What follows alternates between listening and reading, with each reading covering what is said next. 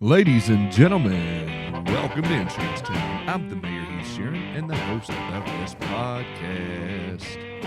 And today, I am releasing an episode previously recorded and possibly heard from you on the VIP podcast, which is a great episode that I recorded earlier in the year, actually last year, with my good friends Keenan Rice and Jessica Holder.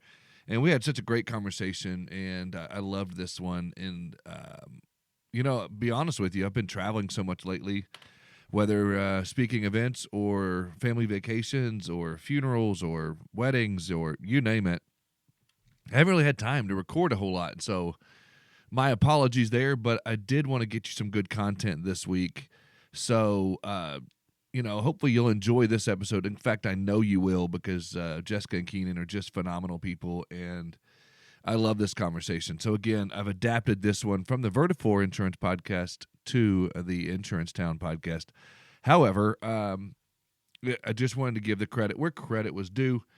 This episode, though, on Insurance Town is sponsored by my good friends at Smart Choice, the fastest growing agency network, hands down. They have $11 billion in written premium and 10,000 agencies across the country that are working with them. So it's no wonder that they are the fastest growing and the best of the best when it comes to networks. And I'm just so proud to be working with them. And I've got some cool episodes coming out featuring some Smart Choice folks and agencies and whatnot. So I can't wait for you to check that out. Also, my good friends over at Canopy Connect been riding with me since day one. Both of these are strong sponsors, and I love working with Canopy Connect. They are just an amazing addition to your agency. If you're looking for intake forms, if you're looking for that one-click solution to getting deck pages or loss runs or driver's lists or a complete picture of your prospect, go to usecanopy.com/Heath and catch a demo and get a big old discount. Make sure you tell them the mayor sent you. Go to usecanopy.com. Now I'm going to slide out of the way for you to check out this conversation with my good friends Jessica and Keenan. Guys, how are y'all doing? Y'all good? We're doing good. Awesome.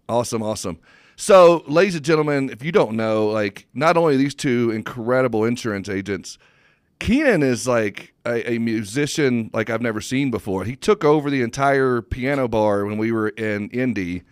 And so I got to know, Keenan, I know you play in a band, but if you could go on tour with any other band out there, like a whole worldwide tour, what band would that be? Right now, I would only want to sit side stage and watch Zach Top play every night. Are you serious? Preferably when he's opening for Alan Jackson. That'd be my show. Bro, I just saw Zach Top Thursday night. I just saw him. Unbelievable. That's crazy you said that. He's the next big thing in country music. Dude, I believe that. I sound like Randy Travis for a second, but I really liked him a lot, dude. He was old soul, good dude. I saw him and Lainey Wilson and I can't remember, Jackson, somebody. But anyway, it was a good concert. Yeah. So Zach Top. Yeah, he's wonderful. He's one of my favorites. So, Jess, are you the typical groupie wife that you show up at all of his shows and do the thing, or are you kind of like, go do your thing, I'll stay home with the kids? If they're local, I go just because I get tired if they're far away, and they do a lot of weddings, so I don't always feel comfortable going to these weddings where I don't know the people and hanging out. But if it's a corporate event and I know them, or if it's local at a community event, I'm definitely there. There you go. Last question on this, and then we'll get into insurance things. But okay, Keenan, what's your favorite song to play? Because you'll do some covers. We do a lot of them. Maybe Red Dirt Road, Baton Rouge. Yes. Right now we love to play 2 Dozen Roses. That's one of those old songs people love. Nice. That Ain't My Truck. I mean, anything from the 90s. Anything from the 90s country is what I love to play. Okay, well then I have a request. Okay. So let's get into some insurance talk here.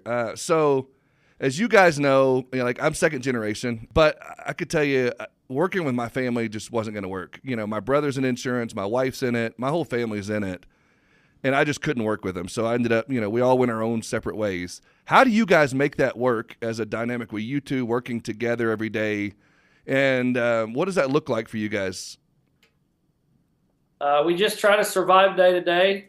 Some things are more agreeable, some things are less agreeable, and the key is I'm going to do what I'm good at, and she's going to do what she's good at. But at the end of the day, you won't believe how many people have told us, man, you guys are so lucky to have, your wife does this or your husband does this, and because nobody's good at everything, and she's good at a lot of the things that I despise, and I'm good at the things that sometimes she despises. So it works well. Okay, so we stay in our lanes. You stay in your lane. So is Jess the boss at home and at work, or y'all kind of balance that out pretty well? Yes.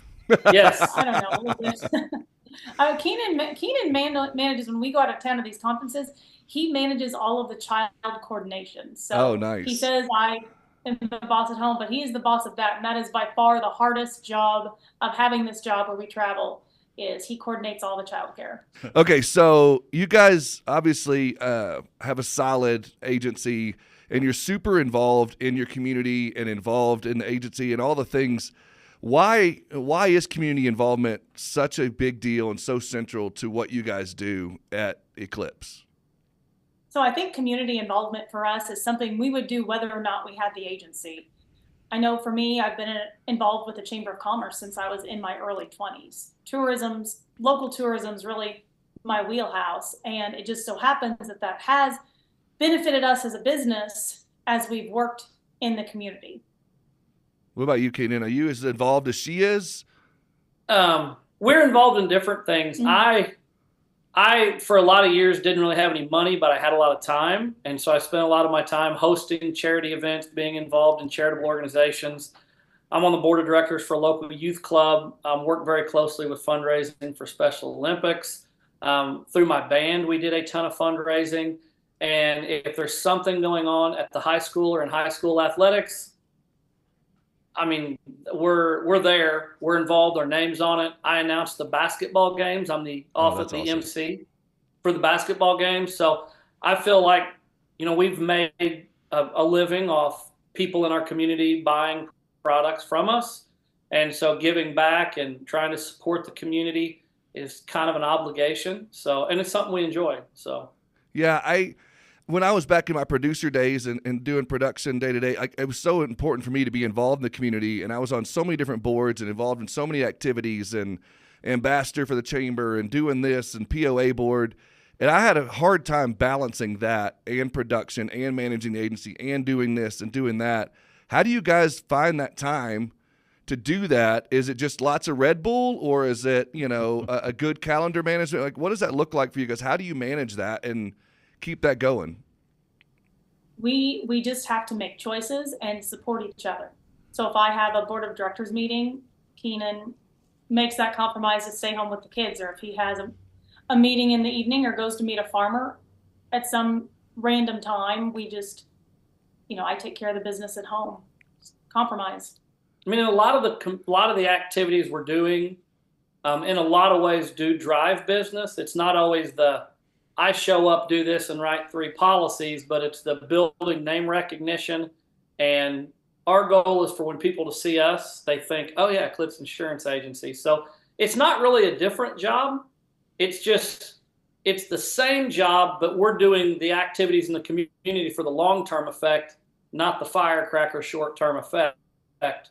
Where other things we do might create that instant boost in income, we're looking to grow this long-term and to build name recognition, to build loyalty and those type of things. So we do that through working in the community and being a volunteer in the community. Yeah, and that being said, like, for you guys being the owners of the agency, it's a little different, but I can remember, and I know there's a lot of agencies listening to this right now, that when you're managing producers or you're managing a team and you're trusting them to get out in the community and get involved, and a lot of times I'd have producers that'd be like, oh, I'm going out to do some prospecting, and they would be sitting at the coffee shop for a few hours, and then they would go and maybe make a few calls, and then they'd go here and talking to agents out there listening right now, how could you talk to them about managing that and, those expectations and keeping them accountable for income producing activity, as you kind of mentioned earlier? It's one tool. It's the hub of our agency is Agency Zoom. So they're logging in agency Zoom, who they're talking to. It's almost like I walked you right into that. That was awesome. Keep going. But it's true. You didn't. So the goal, what they're pushing across the finish line there, and maybe if they're also service people, the service tasks that they're doing while they're sitting there in the coffee shop. It's all the KPIs, the activity. It's all trackable using technology. The biggest thing for me on the other side of that is probably we all have a lot of transactional relationships in our life. When you're in a big area, there's hundreds of thousands of people, maybe tens of thousands of people that you don't know, and they don't know you. But in a small town where we're at of 6,000 people in a county of 20,000, we know a lot more people. And I noticed this by looking on people's Facebook profiles. Man, there are some very successful insurance agents that you look and maybe there's 12 or 1,500 connections they have on Facebook, where if you look at ours, I'm almost at 5,000, and those are all people that, for the most part, I know, have met, built a relationship of. So for me, it's taking the relationships that you have, strengthening those relationships, and trying to turn those into business relationships. So when they need a product, we're the first person they think of. Yeah, and you brought up a good point. Again, some of the agents listening to this may be in those towns of 6,000, 10,000, right. Might not be in the metropolitan areas that are massive.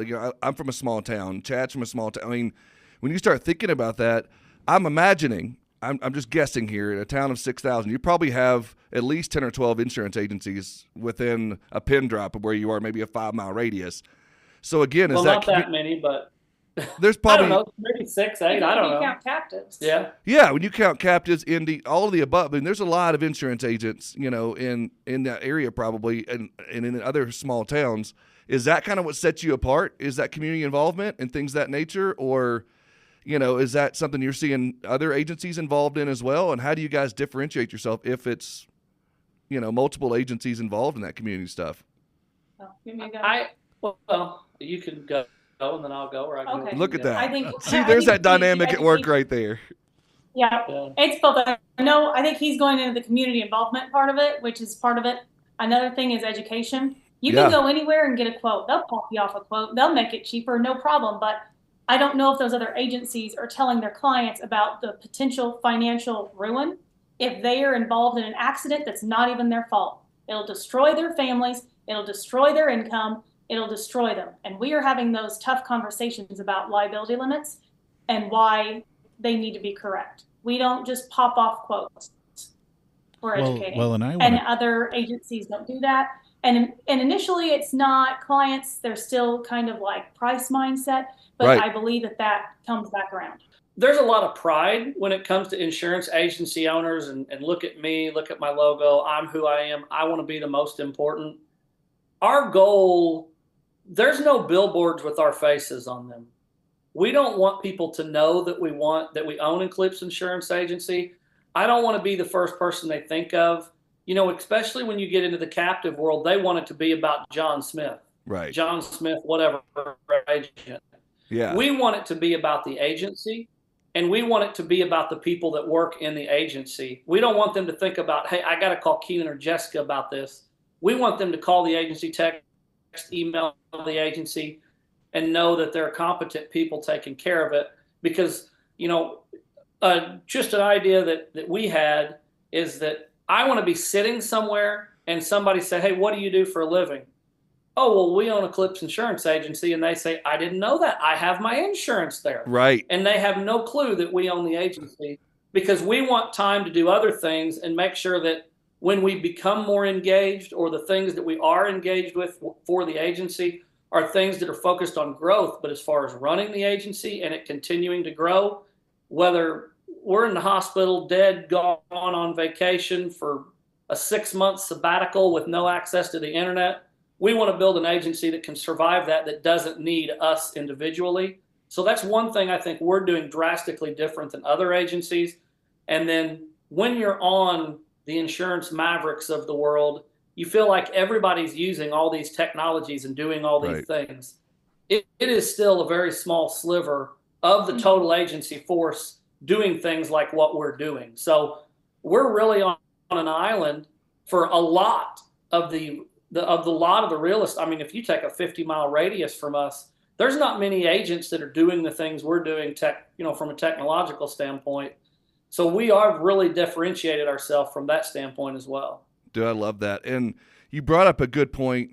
And I can remember, I was an ambassador for the local chamber, and they would do their little story time here, but they would do their ribbon cuttings, and I would show up as an ambassador ahead of time, like 2 or 3 weeks out, and I would try to get them prepared for that. Hey, you might want to do this. You might want to send out emails here. You might want to promote on social. You might want to grill some hamburgers and hot dogs in the parking lot. You might want to do this, whatever it might be. Just try to get them prepared.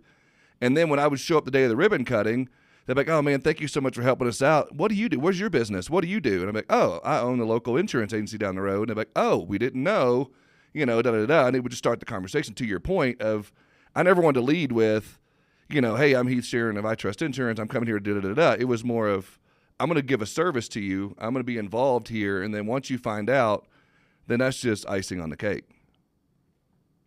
Yeah.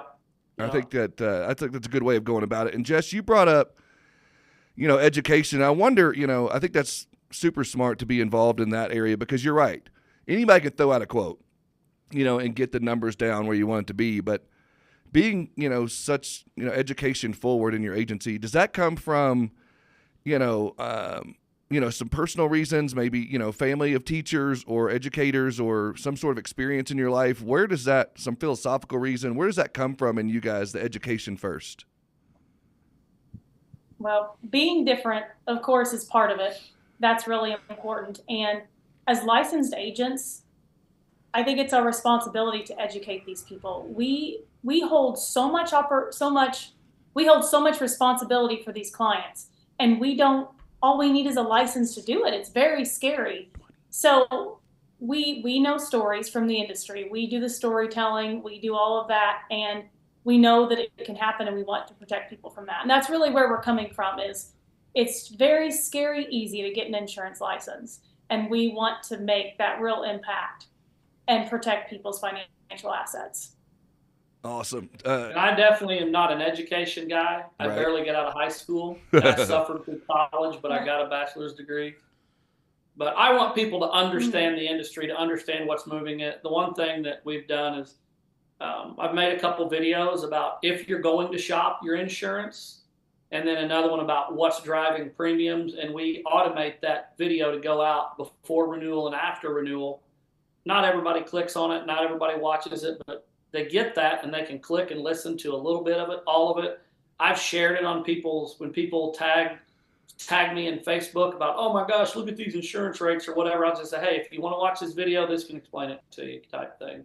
So we want to create long-term clients, not short-term, hey, I won this year, but I'm having to fight again next year. We want to create long-term profitable client base because I tell people all the time, this business is a marathon, not a sprint. It doesn't matter how Amen. You compare to this person this year and this person this year. It's, hey, 5, 8, 10, 12, 20 years in, where are they at? And sometimes what you find, the person that didn't really start off and ride all the business right out of the gate might have a much more successful, larger, profitable agency 20 years in than the greatest salesperson in history. Because again, it's a marathon, not a sprint. Right on. And you brought up a really good point that it's almost like I sent you questions ahead of time or something. But you talked about sending out videos and doing some of those types of things. And I think that's an incredible platform. I think that's a good way of people, I think more and more people should do video, or maybe you don't think that because that sets you apart. But, the videos you're doing, is there any other platforms, any other things you guys are doing? I know I see Jess all over Facebook Lives and doing things like that kind of stuff. But are you guys using anything intentionally to get some of this education out? Or is it just something you have a set with your staff of here's what we're going to do when we sit down with the client. We're going to educate them here. Or is it all the above? I'm rambling for a minute to give you a chance to think because Keenan looks really confused right now. But anyhow, I'm never confused. I disagree with that. Right? All the above. All the above. Talk to me. I love you, Keenan. In Agency Zoom for prospects, that's just part of our prospecting. Some automated text messages, like Keenan mentioned, video drops. Same in our renewal pipeline in Agency Zoom. And I know that if people are listening and they don't have agency Zoom, I'm saying pipelines and I'm saying prospects, but anyway, they'll get it once they get it. But right. These things drop to them in a process. So we are priming these people up to understand what's going to happen at their renewal. Their insurance is going to go up because of XYZ. So we're working in that platform. And of course, Keenan on the YouTube. So do you have those set out? Go ahead. We have there's a lot of good resources from the carrier side that talk about, hey, here's why the premiums are going up. And just because they come from carrier A or carrier B doesn't mean that you can't use them on people insured with carrier C, because all the insurance companies are dealing with the same issues.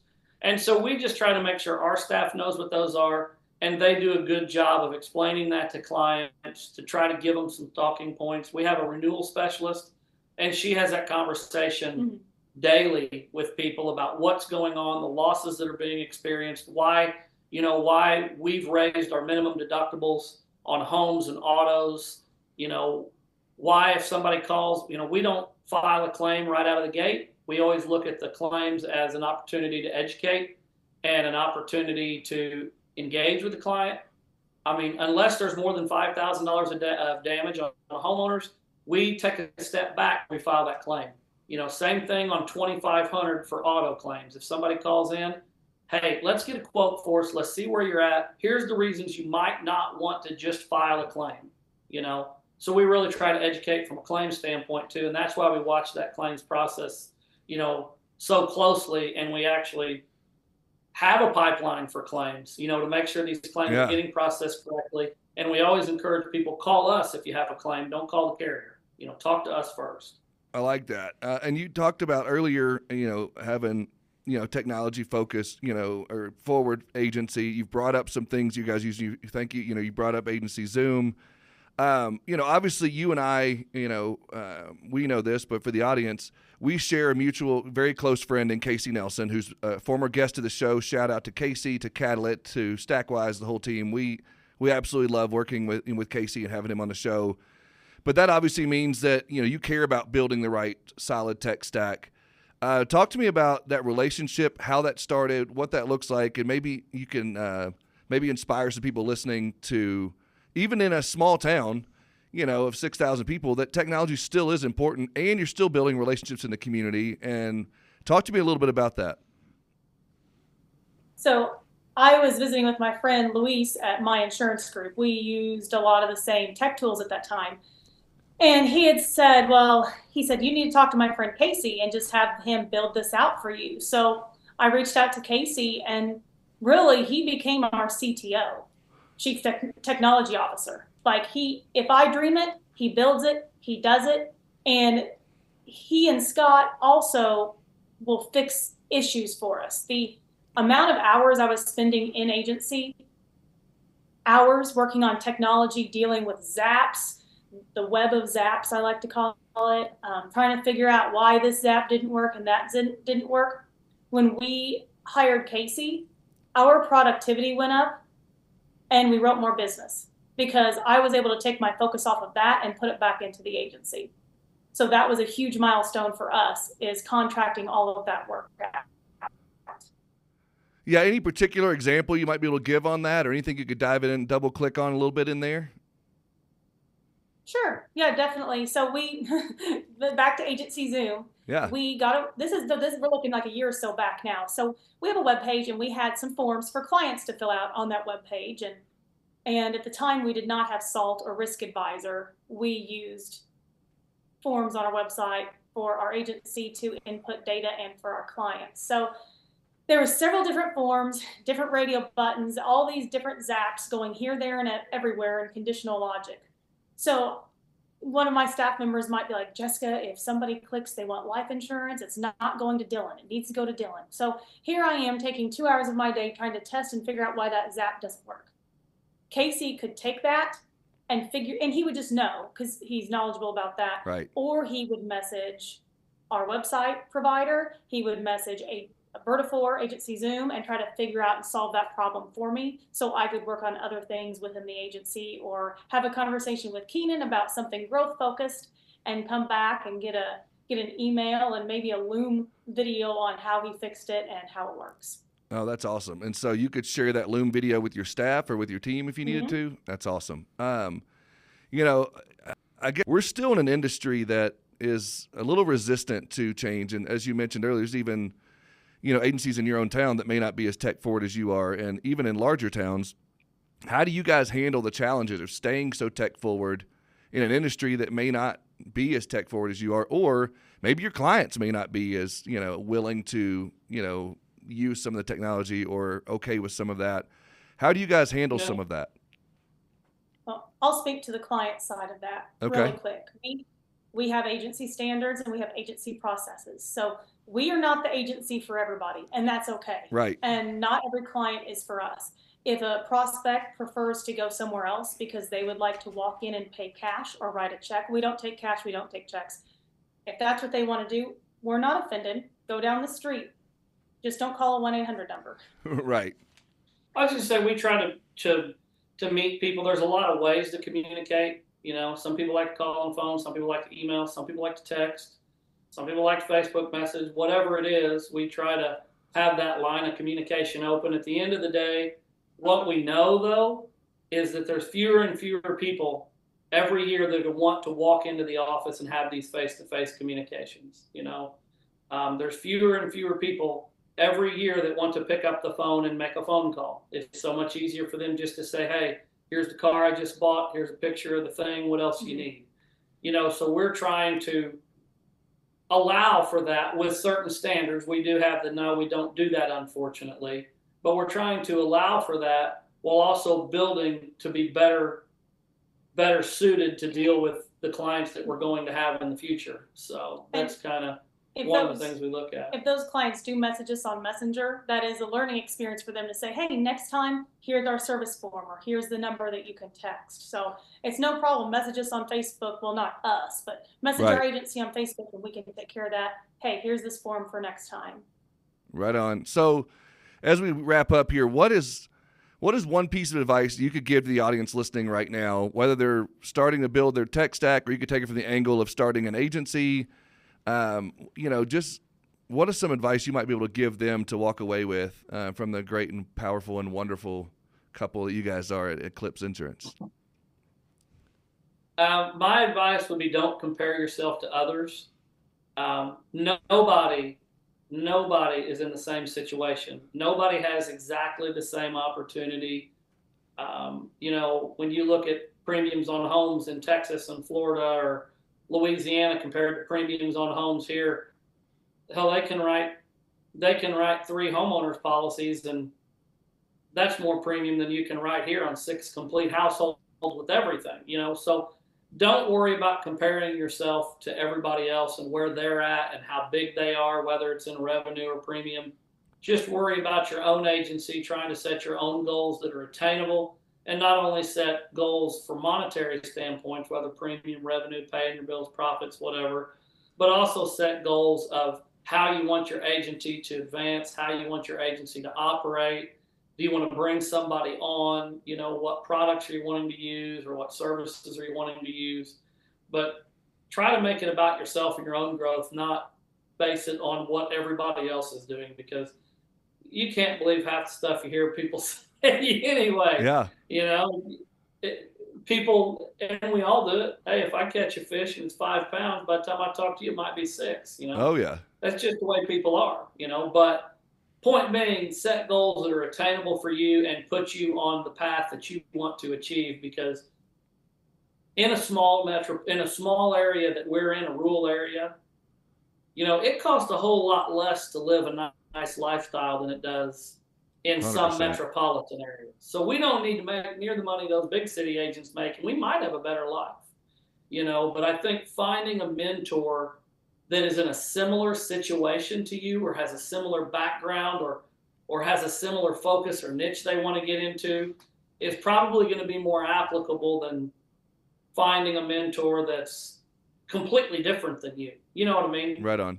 If that makes sense. Yeah, and Jess, we could answer a little bit differently. Maybe, is there a lesson that you've learned throughout, you know, your career there that you might be able to share a little bit, and maybe some advice to the audience from that standpoint? a lesson from me. Yeah. Okay. So this is going to be for agents starting scratch. Okay. And this might not be a very popular thing to say because you're a tech company, but there's a lot of tech tools out there. And we have a lot of friends who went scratch from bringing captives. And Sure. the tech is overwhelming. So I have told them, hey, get your AMS. Get your AMS 360, get your QQ Catalyst, get your phone system. We use Ring Central, and have your PL Rater. Just start with that and learn those things. And if it's a one-person show, they don't have any other way to feed themselves or their family, just sell, and learn those systems. And in a year or two, look back and implement your agency Zoom, implement your SALT or your risk advisor, or maybe do that first. But keep it simple. Don't worry about having to learn everything or do everything. Just that first couple of years, build that book and then look back. I love that. Start small, work your way into it. Don't try to overwhelm yourself early, because then you're just going to end up, drowning in. But guys, I can't thank you guys enough. I love you guys both to death. I appreciate everything you guys bring to the table. Thank you for joining us on the show. And, audience, thank you guys for being here. And I will see you on the next one.